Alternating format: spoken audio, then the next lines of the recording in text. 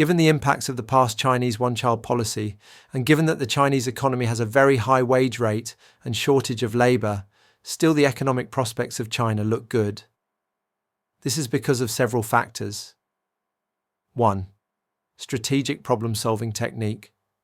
One thing the Chinese are good at is looking at a problem 20 years down the road, 30 years down the road, and then working backwards and saying, okay, what are the implications for the policy today? As you know, they have switched from the one-child policy to now encouraging 2 children. Today, most people can have 2 children. 2.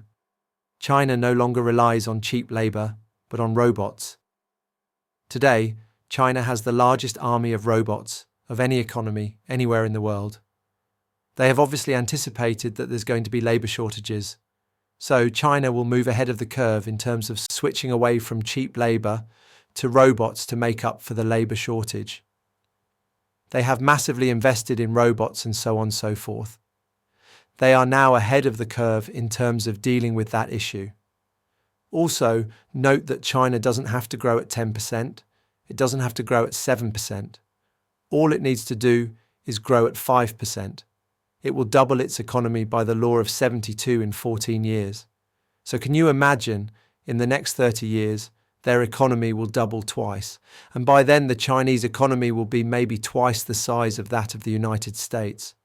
And I always say this, when you have 2 opposing armies, if your army is twice the size of the opposing army, then you have one strategy. But when your army becomes half the size of the opposing army, then you change your strategy. And that's the fundamental thing that I think the United States will have to do. The US have to deal with a much bigger elephant than it had in the past. And that's what I mean by Chinese economy growing only at 5%. That is all it needs to do, and it can deliver 5% quite easily.